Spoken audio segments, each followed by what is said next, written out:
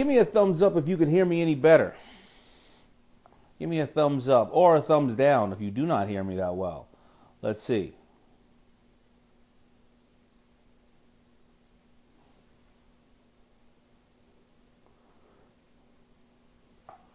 All right, zaniest _1. All right, you can all hear me better now, right? Got it.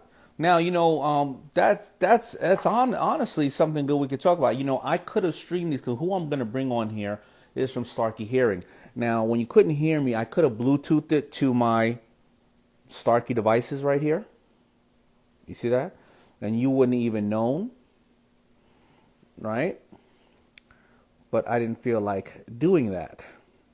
All right, so just so you know. All right, so let's get right into who I'm doing. So, today I'm going to be interviewing number one, Starkey's Chief Innovation Officer, Dave Favrey, and also Director of Global Philanthropy and Social Impact at Hasbro, Kevin Coleman, to get some insights on how to make the most of uncertain times. So you're going to have an innovation officer here. We're going to be talking about a lot of technology.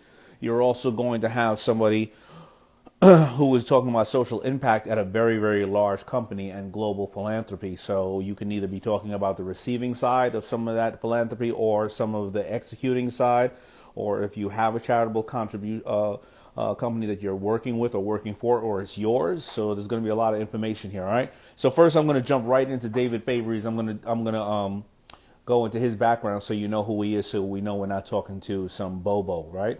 Received his PhD in hearing science and split his career between academic and clinical roles at the Mayo Clinic, Walter Reed Army Medical Center, and the University of Miami Medical Center, and several industry positions. Now, those are some big companies, of course.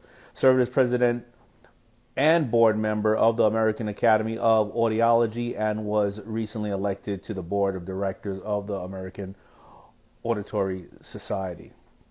Served as editor-in-chief at Audiology Today since 2000. Audiology Today is a magazine, a publication since 2008, and is a past editor of the American Journal of Audiology and section editor of Ear and Hearing. Currently leads end-to-end innovations with the clinical audiology department at Starkey Hearing, which is what I wear, and collaborates with the engineers and marketing team to make it possible for Starkey to continue to design and provide superior products. Now, a lot of you, I'm going to see you start dropping off, going, oh, what can we learn from this person? And it's funny, you never know what you can learn from people in different areas. And if I was only bringing on here venture capitalists, music artists, various other things, you can only learn certain things. But I'm going to tell you something. When I first started to work with Starkey, I learned so much that everybody can learn from now, which is the fact that it takes almost 10 years for you to recognize if you have hearing loss. Hearing loss is damaging to the entire family. Forget even the fact that you start to shun away from society. But how many people right here have parents, grandparents, brothers, sisters, people? A lot of people have hearing loss at the age of 20 and 30. And how many people here are uncomfortable watching TV with people because they got to turn it up to damn near the channel 15, and you got to sit there and it's just uncomfortable. You got to say 10 things to the person. And they do suffer, the beautiful part of life, like hearing your daughter's little voice or your wife's kiss, or, or your son's, celebrating something, or just walking through the forest, or listening to the fire crackling right now, right? So hearing loss is extremely, extremely important. A lot of people take it very, very lightly. And we always say, think about the kids in school. If a kid has hearing loss, that can be treated due to something like this. But if they have hearing loss, a lot of times they don't want to be in class going, huh, every time the teacher says something, because other kids are going to say, oh, you're dumb, you're stupid, and all those other things, and they shun away from learning. So these are important things for people to understand, and I'm going to bring on David to talk about innovation as well as all those other things. So let me see if I can get him on here really quick. There you go. Boom. Well, person here already knows how to connect.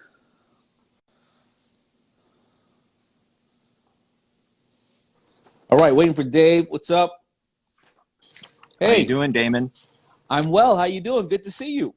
Good to see you, too. It feels like forever since I saw you last in January in Las Vegas at a big meeting that we held at that time. At the big old conference with everybody. So are you in Minneapolis, Minnesota, the Twin Cities right now? I am indeed. Is No it snow cold on the out there? ground. It's almost Christmas. It's cold, but no snow on the ground here yet. So we've Right. been fortunate by my measure.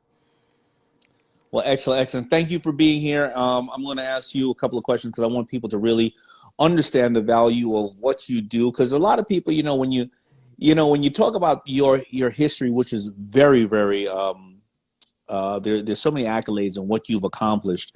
And what I've noticed is when I have been able to grow and stretch my mind is when I talk to people in totally different fields from myself, and somehow I bring that knowledge back to what I'm doing and I apply it in my way of my life, or I'm even open more to talking to people in that area to gain more knowledge. And that helps me in my investments, that helps me in my relationships, and it helps me with my quality of life. So I'm going to ask you a couple of questions really quick and just jump right into it. And Sure. I wrote them out previously because I didn't want to get off track. So, it's been a year unlike any other. And how have you led and motivated your team throughout everything that's been happening in 2020? And how many team members do you have underneath you? Well, underneath me right now, I work really more cross-functional. I'm kind of a team of one right now. And Okay. I have a role in R&D where I live under our CTO and work with the R&D team. But then I also am involved in education and training and marketing and customer-facing events. So I end up having a broad exposure across the organization. But right now, I'm an army of one. Okay, so let's talk about let's talk about you talking about education and things of that nature. Mm-hmm. During this time when a lot of people who have been affected by COVID have been elderly, and primarily the elderly are the first to realize how badly they need these devices, even though I think the devices could potentially be needed by probably about split 50-50 from people, under 40 Yeah. to people over. Because I think the people maybe over a certain age, they didn't wear loud headphones and they weren't in rock concerts and sitting next to things. How do you educate the people right now to go in to get serviced, or how do they get serviced and risk, obviously, being exposed and they don't even know if their hearing is that bad? I mean, so how do you, because educating people is very, very hard to educate them to break that stigmatism of, I need a hearing device. Yeah, I think you hit on a couple very important points in your introduction, and that is that hearing, even though it is an essential, vital sense to communication, is one that is often taken for granted until it's gone. And you mentioned a number of key factors. Getting older, the older you are, the more likely you are to have hearing loss. Hearing loss can strike at any point in life, but the reality is by the time you hit the age of 65 or 70 for sure, there's about a 50-50 chance that you have a hearing loss. And then other factors such as noise exposure, working or playing, if you've been around loud sounds, that has potentially damaged your hearing over the time. But it's very common for people to still have a stigma associated with hearing loss and hearing aids as only being for older people. And Right. that is a bit of an old-fashioned notion because of the fact that we live in a noisy society, and there should be nothing wrong, or people shouldn't be ashamed if they have a hearing loss and wear hearing aids. In fact, what we're seeing is this transition, and you've been involved with us for a number of years, of seeing hearing aids transition from single-purpose devices to ones, like you mentioned, connect directly to your iPhone or your Android phone, stream music, stream podcasts, any audio at all, and really are connection devices that provide a gateway to health and wellness and a gateway to information. And one of the things we've seen with the COVID pandemic, as you said, that 2020 has been a year like no other. People have been struggling with hearing loss, hearing as at the start of this when people couldn't hear you too well. And they've started to notice that they've been having difficulty living in this 24/7 news cycle. So the most important thing is, I would say, if people are noticing that they're having more difficulty than usual being remote and communicating this way, just get a hearing test. And you can do that. You can go in and see an audiologist or hearing instrument specialist. You can do it online. You can download an app. Our Sound Check app will enable a screening test to just see if you have a loss that would require some attention. Yeah, no, I agree. So these, I had you guys custom make these for me and make them red for me. Yep. And the funny thing is the only other person has a red one is named John too, Elton John, which is great. And the reason why I asked you guys to make these red for me is because I wanted people to ask me about them and what were they for. And a lot of people don't realize these are like the new version of Jarvis, right, from Iron Man, right? Yeah, I call them, yeah, right? So you can do Google Translate in them, so you can translate languages through your phone to these things. They can record a conversation if you and I are having a conversation. If I lose these, and one time I lost them or I misplaced them, they were in LA. I looked at my phone, I realized I left them at the hotel. I can stream my audiobooks or music to them. I can hit a button and it'll cut off all the background noise. And also, I think these also, I don't use them, but they have a sensor, a fall detector, don't they? In case yeah. somebody, your loved one is wearing them and they fall, right? So you would be Yeah. able to It'll know that your loved one fell, right? Yeah, you'd get a notification. You'd get a cell phone, a text notification, and if you could, you'd pick up the phone and call them. If they don't respond, you'll actually see where they were when they fell as well in real time. And we've heard many times from our customers and their patients that this provides peace of mind to a family member who wants to live independently. And unfortunately, the family member worries about them if they're at risk for falling, and they can respond immediately, send emergency personnel. And we've heard on more than a few occasions, this has made a significant difference in peace of mind for family members who have loved ones who are at risk for falls. Let me ask them. I don't even realize because there's so many different applications you can do. Can I broadcast through this? I can speak through my phone or speak through your phone to Um, you if you're wearing them. They're like a walkie-talkie Yeah, as well, but right? you mentioned that Jarvis, that personal assistant. When you double tap, you can ask any question you want. You know who the fifth president of the United States is, and Right. it uses the hearing aid microphones to pick up your voice and then transmit to the phone and to the internet. So yeah, you can broadcast by it's picking up with that personal voice assistant, picking up your voice using the hearing aid microphones. And so you don't have to be right. Your phone can be sitting as long as it's connected, 10 feet away from you, and you can ask the questions that way, and you can be the smartest person in the room by just asking questions and using that Jarvis function, as you call it, that virtual assistant.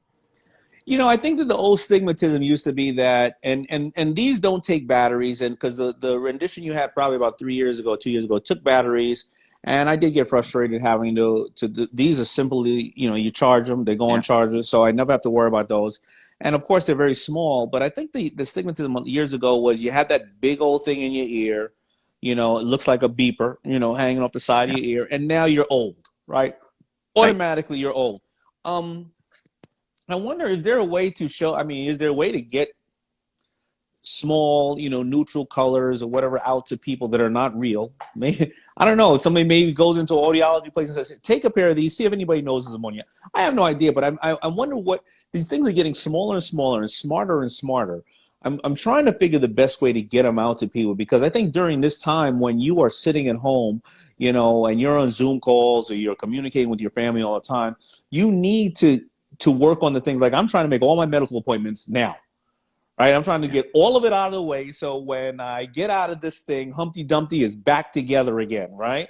me I'm too. just trying, so I'm just trying to find ways to get this information out. But let me talk about some other stuff with technology too, because obviously Let you're me, if I yeah, may, sure. interject on one thing you mentioned about getting your appointments out of the way. I had a cataract surgery a week ago, and after the surgery, they put me on this regimen of drops, and some are like 4 times a day, 3 times a day, 2 times a day, like 5 different drops. One of the things that you may not even know that these devices do is they enable you to put in appointment reminders if you have a doctor's appointment Ooh, or I didn't know that. medication reminders, and they'll tell you when it's time to put drops in. And I sort of rediscovered this feature so that 4 times a day, 3 times a day, it tells me, put your drops in now. And then I get an audible reminder, especially works well after eye surgery because you're not having to look for notifications. You just hear it. And we know in the aging population in particular, but I would argue for anyone, because I don't think of myself as old, that Right. medication adherence is as low as 50% for people that are on chronic medications. And just getting an audible reminder of appointments or medications is, again, peace of mind. And I'd go so far as to say a lifesaver in some cases. I, you know what? If you didn't remind me, I wouldn't have taken my vitamins today. Because they're See? just sitting in my pocket, getting all beat up. So somebody did say it, and you gotta love my family here on thing. They say, "Can you even see us when you're talking to us right now?" Yes, So I can. 2020, baby. 2020. That's right. You took care of it. All right. So let me see. Here's the other question I wrote. I talked about I talk about the importance of innovation all the time, and how some of the most impactful and important innovations have come out of tough times throughout history. Yeah. This year, Starkey launched the Edge mode and the Mask mode. And tell us a little more about these features and why they were so important to the launch this year. Yeah, I'll go back to January when we were both in Las Vegas and you were on our main stage, and we announced Edge AI, our latest product at that time, which incorporated artificial intelligence and machine learning. And we talked about Edge mode, you just referenced, that Right. puts the Yeah. power of artificial intelligence at a person's fingertips. All they need to do is double tap on the side of the device or push a button.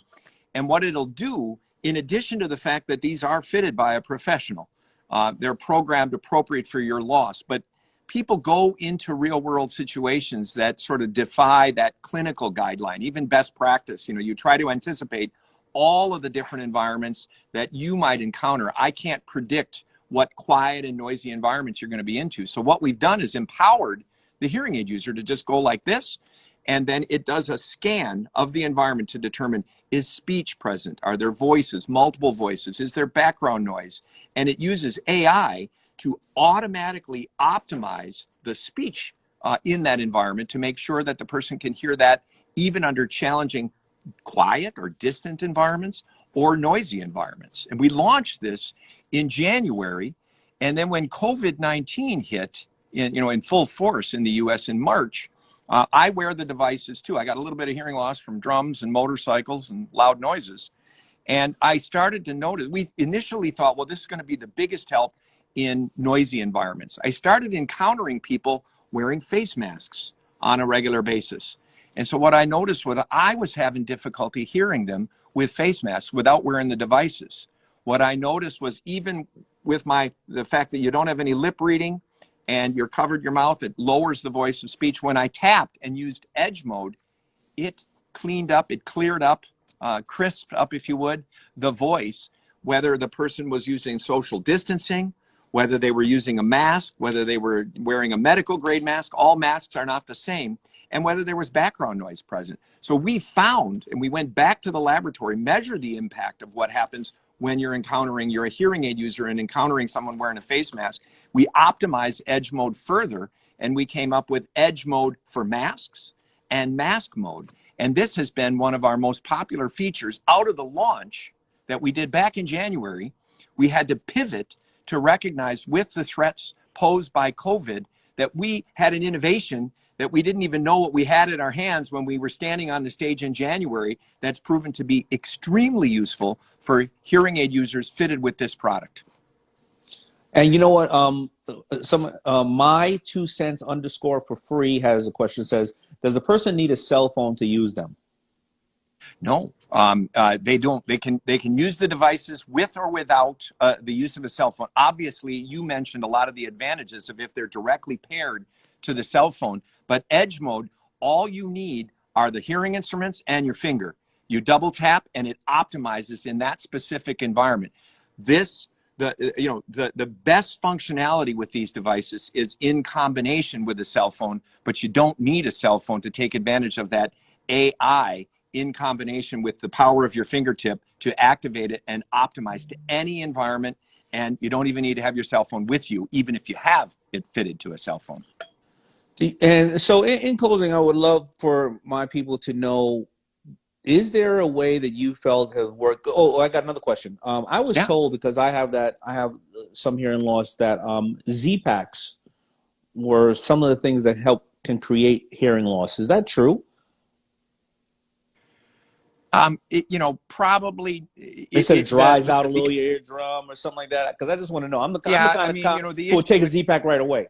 But yeah, the issue is people who are worried about ear infections and trying to keep clear, and you can get some challenges with hearing that Z-Packs can assist, as long as it's not ototoxic or causing hearing loss. I don't know that Z-Packs, the evidence is strongly suggesting that Z-Packs are causing hearing loss. They, in fact, can be used to help prevent that congestion that can often lead to a little bit additional hearing loss on top of what you already have. And And one other thing that I wanted, sure. go ahead. Sure, go ahead. I just wanted to say that one of the things with masks, you know, when we're talking about it, is that I'm fitted with the custom devices now. Remember back in January, we talked about, and you have the ones that fit behind the ear.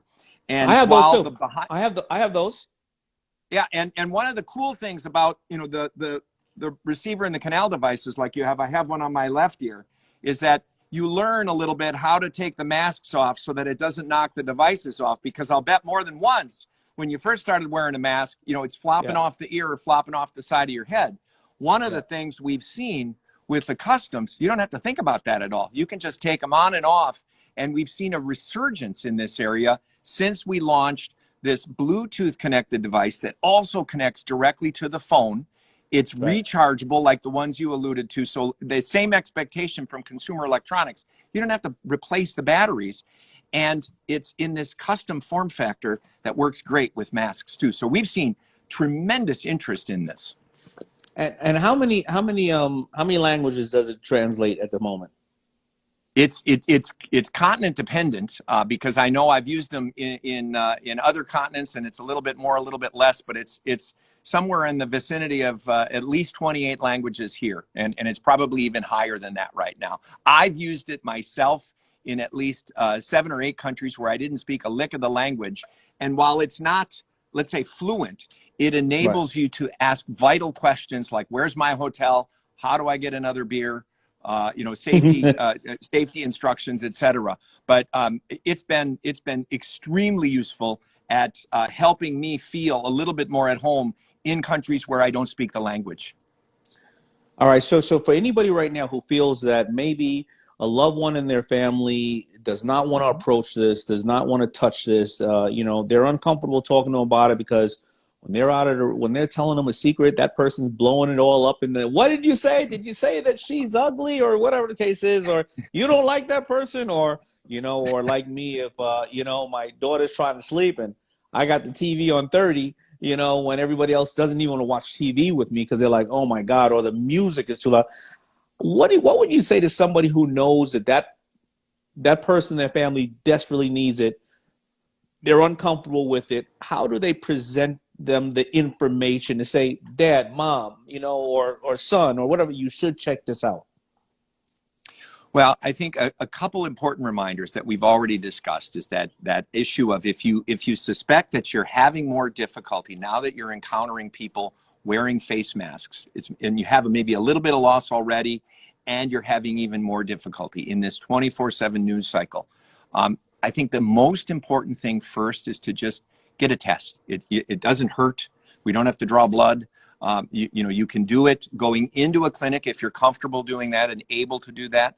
You can also do a screening measure online. You can go to starkey.com, www.starkey.com, get a test. You can download an app for Android or iPhone called SoundCheck and also do a screening measure. But then if you have a loss, don't delay. Don't wait that 5 to 7 years, because Helen Keller, probably the most famous person who suffered from both vision impairment and hearing impairment, said that while vision connects people to things, hearing connects people to people. And I think, you know, what people don't realize is that there is a strong correlation with hearing loss and loneliness and depression and anxiety.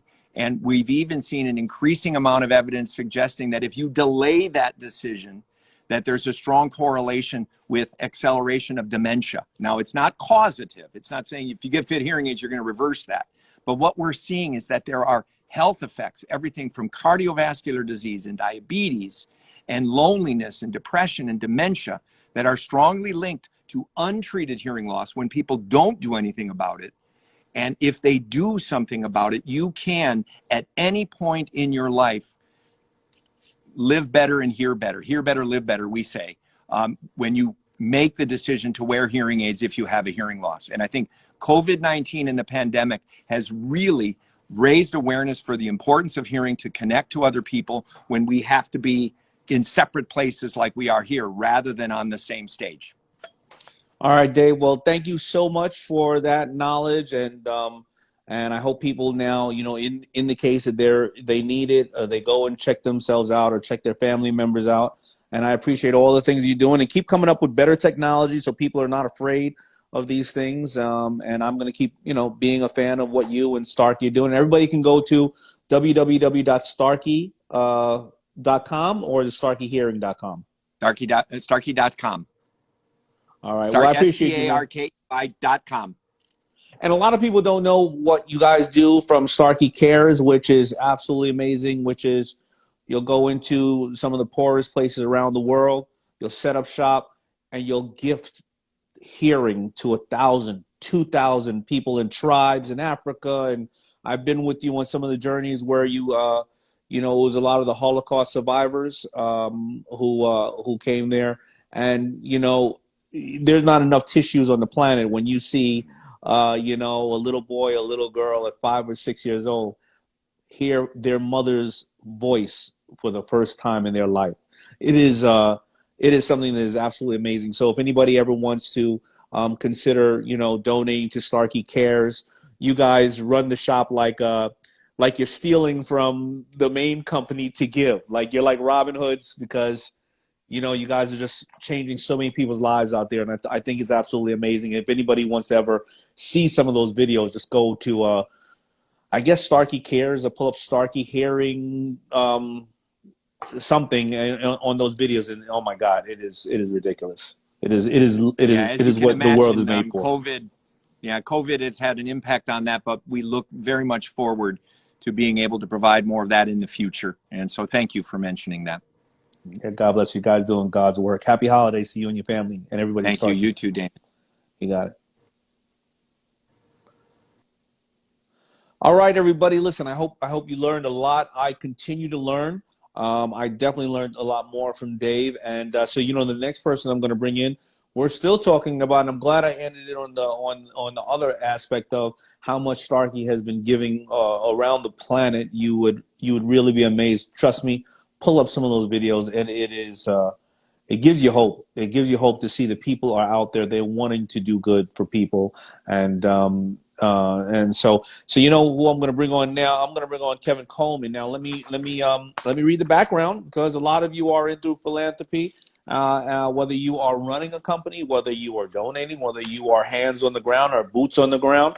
Also, he is somebody big time over at Hasbro. So all right, check it out. So responsible for Hasbro's global philanthropy, which in 2012 included $12 million in philanthropical support, impacted more than 4 million kids around the world. Oversees the Hasbro's Children's Fund, which provides financial grants to child-focused nonprofits like Save the Children, Operation Smile, and Give Kids the World. Also oversees Hasbro's Gift of Play program, donating toys and games to children in low-income communities, and Team Hasbro, the company's employee volunteer program that empowers employees to volunteer to support for children in 40 countries around the world. His name is Kevin Coleman. I'm going to bring Kev on right now. Let me see. I don't see Kev on here right now. Let me see. I see a bunch of good people on here though. I see my man Joe Greg on here. I see Ginger. I see Chauncey. I'm looking for Kevin Coleman. I don't see him, and it could be my device. Let's see. All right. Let me see if I can find him another way here. All right. Kev Coleman, if you're there, can you text put in a comment, then I can bring you in that way. Let's see who else is on here. There you go. I see Kev Coleman 4. There you go. Let me see. Boom. Um,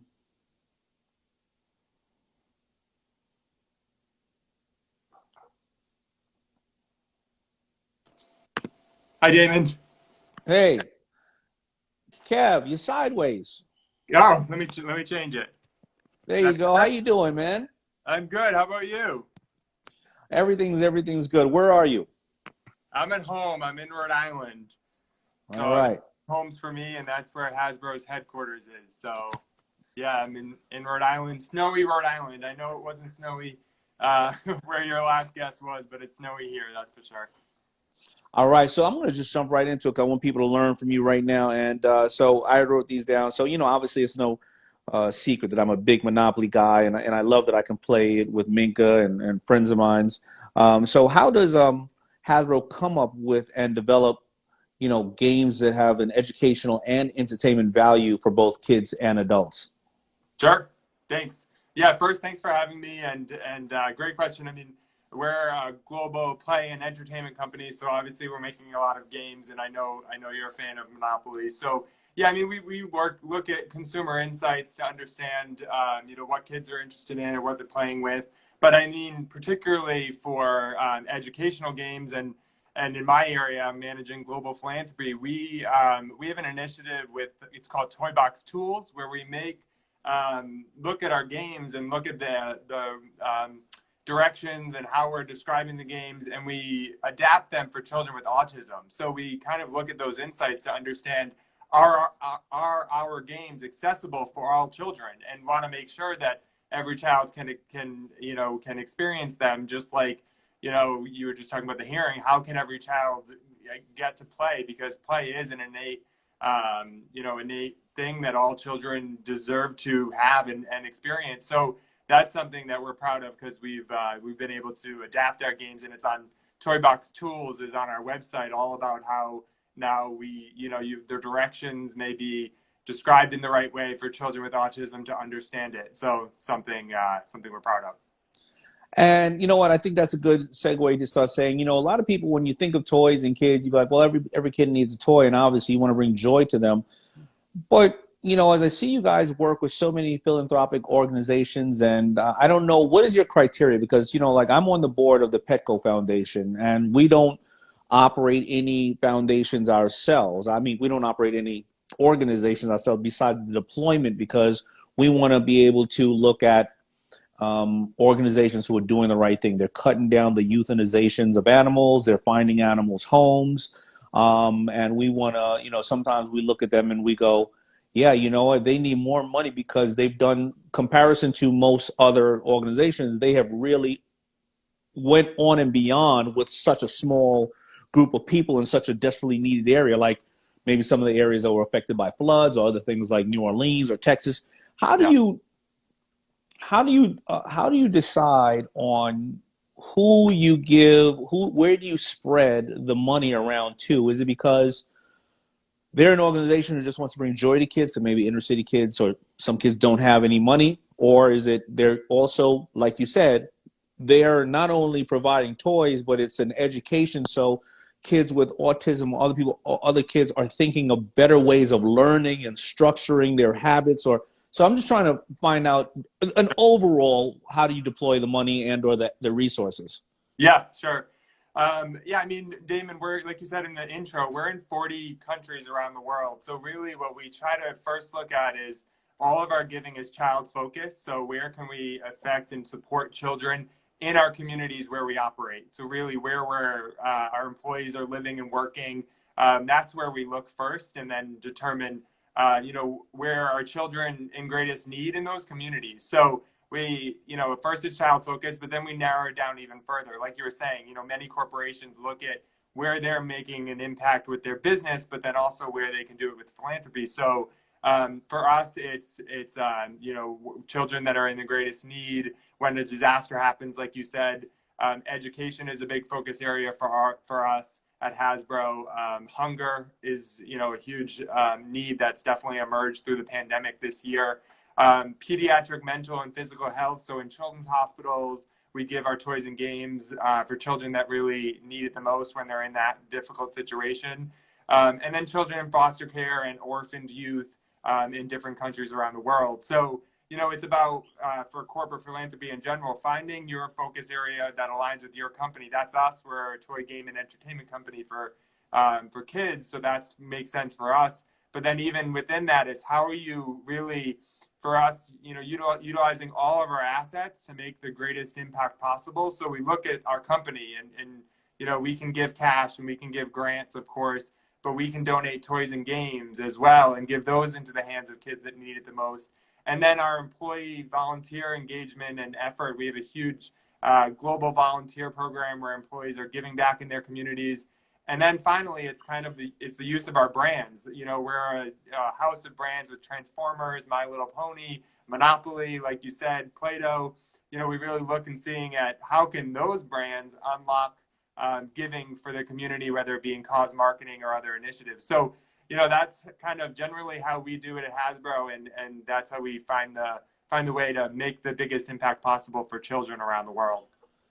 So you know who's probably watching now? There are so many people here who either run companies, want to donate, or people who are already in charitable organizations and they know there's a system to reach out to you. But often there's going to be a lot of people who say, I didn't even realize that I'm going to run across this situation and I want to try to get some toys for Christmas or New Year's or whatever the case is for kids, right? And you can only take in but so many calls. And sometimes a lot of people don't know the right person to go to, don't know the right questions to ask. And I'm sure now with the world in a time of need, you know, it's too late, obviously, for probably this next couple of weeks, and people got to be really respectful of that. But in the future, if somebody wanted to come to you, do they go, all right, Kev, what organization do you go through in my area? I live in Chicago. I want to get some over to some kids, you know, in the hospital who are at an unfortunate time in their life. Or is it, do I fill out something? How long is the waiting list? What is the best way for the everyday person who hopefully they may not have a lot and they want to get enough toys out to kids? What are the routes to go through to kind of source your power, your information? And or do you guys take in donations as well for people who say, I got money, I want to give towards this foundation? So all of the ways, the tentacles are important for you to share with me. Sure, absolutely. And so, you know, for us, we give, like I was saying, those financial grants and sponsorships and toys and games, we give directly to nonprofit organizations. So the 501c3 nonprofit organizations, that's who we direct our funds to.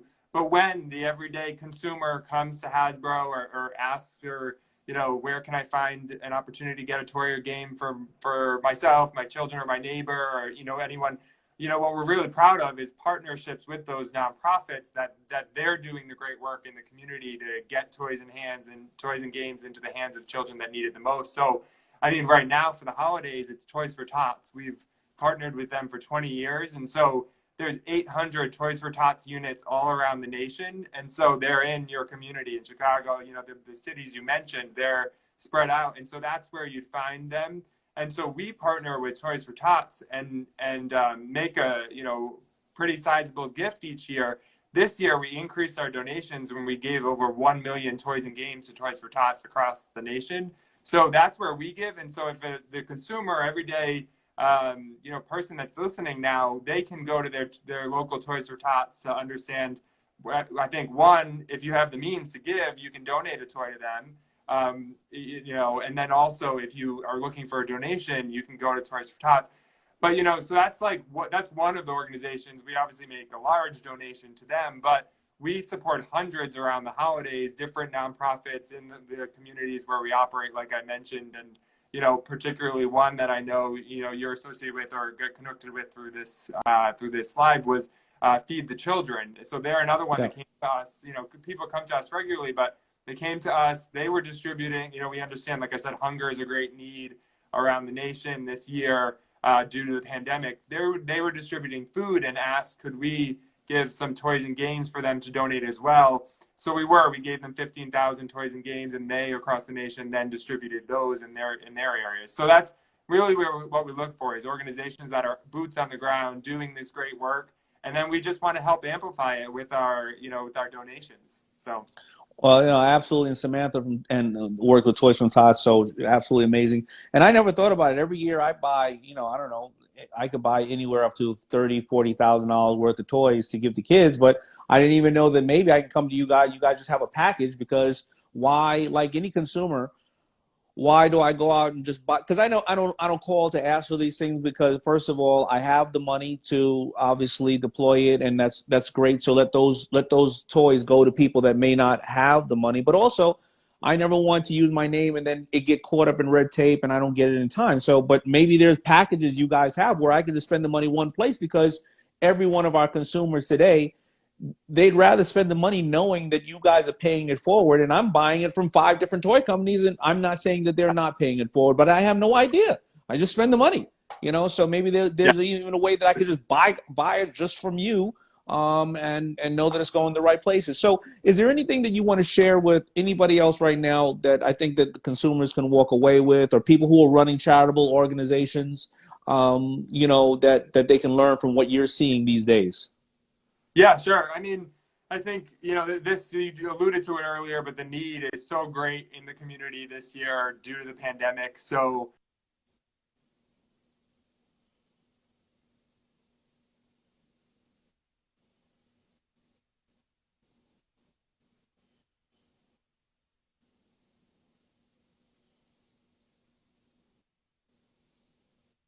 to do the difference. And so for anyone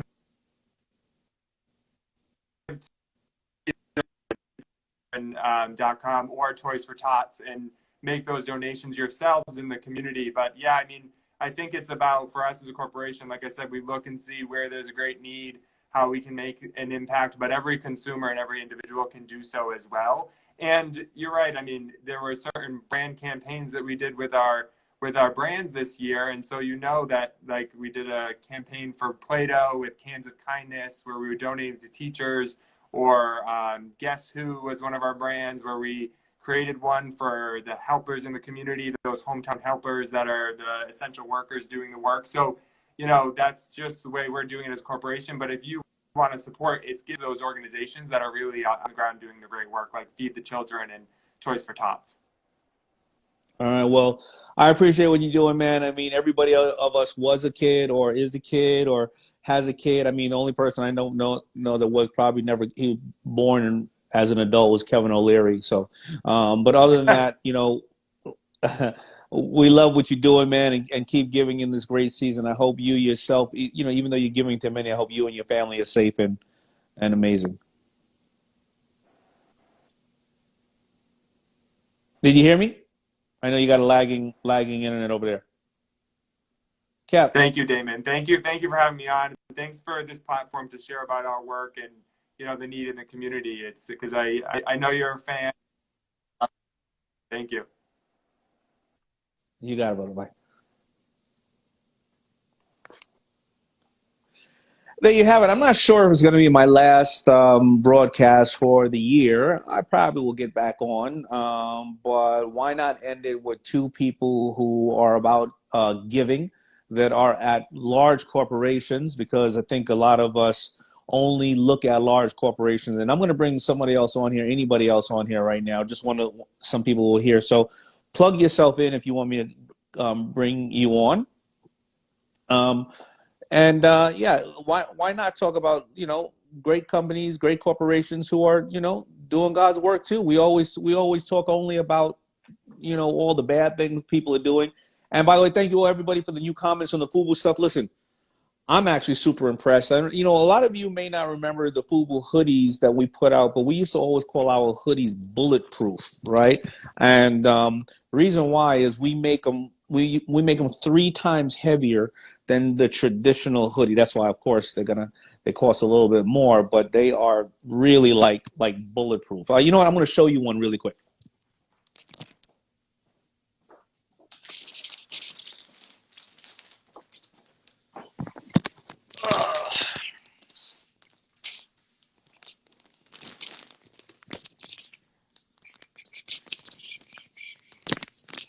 See that? I'm getting old. It's starting to look down.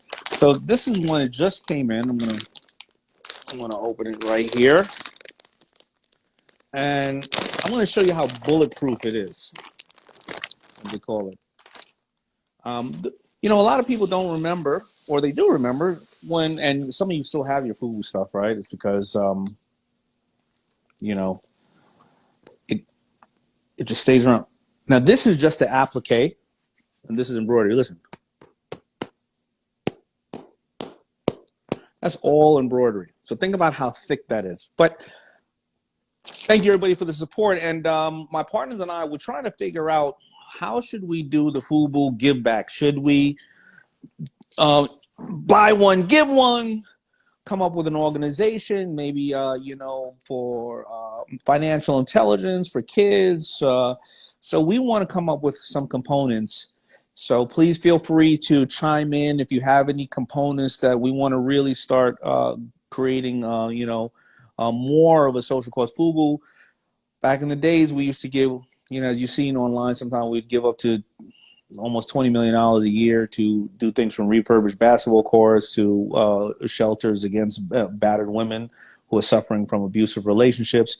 But I think we want to tie it to one or two or three organizations today that are empowering people with some form of an education, more likely the youth and those who feel like they need to burn down businesses, but we want them to build businesses. So if anybody has any ideas, we would love to hear your ideas.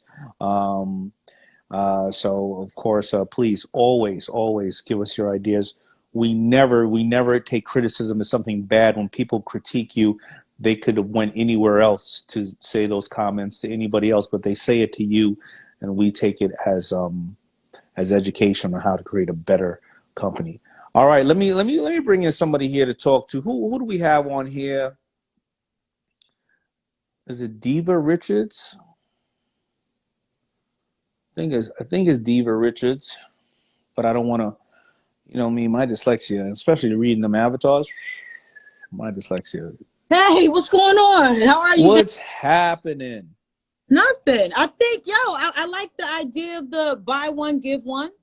I think that'd be great. Yeah, I like that too. Like when I deal with Bombas socks, it's affordable to do that with socks, but how do you do that with apparel? Because sometimes, True. Right, it's so costly, right? So it could be buy one, give for every 10, one is given, but there's a difference, right? So like, I'll give you an example. These pieces there's a lot of quality go into it, right? But there's more designing quality. I'll give you an example. This is probably about 20% of the shirt is going to be, the cost is here. Yeah, the stitch. But if right, so if I was to give one, let's say I was going to give one to the homeless in need, that person doesn't care about all this. They need something that they can wear that is maybe microbial, bacterial, whatever kind of stuff like that, but it is more functional. So I got to switch up the use. So anyway, we're struggling with all that. We're figuring it out. How you doing though? This is about you right now, not about me. How you doing? I appreciate it. I'm doing great. I'm a business owner, so I'm like everybody else, surviving and hoping to thrive a little more in 2021. Sure. And what's your business and where are you? And what's your name? I mean, come on, man. Diva Richards. I own a gym in South Jersey. Hard work, no excuses gym. Hard work, no excuses gym. Yeah. Yeah, that's the way I live my life. I need to live my gym life like that. Hard work, no excuses. Look, I bought two Pelotons and I'm not losing any weight. See that? And I got two of them over there. That means you ain't using them. But when I hang my shirt up, I got a good place to hang my shirt up on, right on the Peloton. I ain't even mad at you. I ain't even mad. What would you think about giving back? Because I know I was working on a project with some people and we were doing a give back component. What do you think about donating maybe to an organization, like you said, that works with young entrepreneurs even maybe? Yeah, no, absolutely. We're open to that. We love, I already work with some, but we always like to give, instead of working just with one, we like to give a little to 20. So I already work with Network for Teaching Entrepreneurship. I worked with one anyway, I work with a bunch of them, but yeah, absolutely. We're always open. We just want to know that the money is being spent the right way to the right people.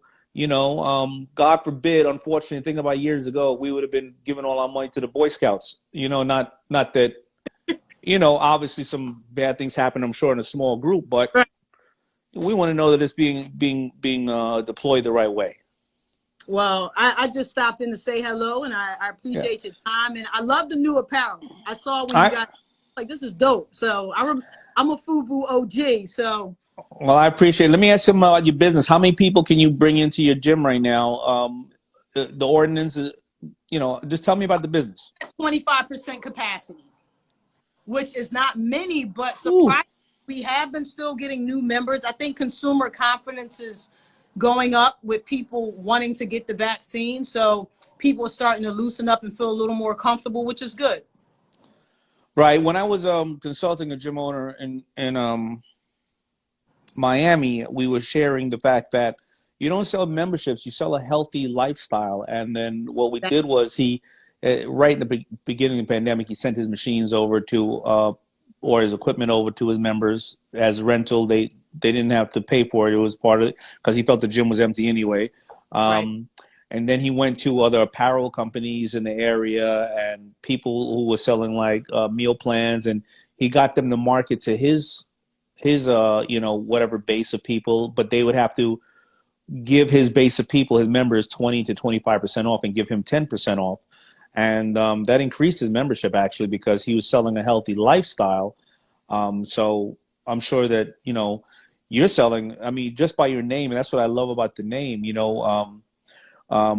because you're not saying, well, it's only in the gym. You're selling a mentality of what you need to do, whether it's your family, whether it's your faith, whether it's your gym, your nutrition, or your business. So And I that's think you got, going to yeah, help us survive. And I think that's the thing that helped us through COVID was what we could offer the members outside of the physical building. What we brought to the table was a thing that I think sustained us.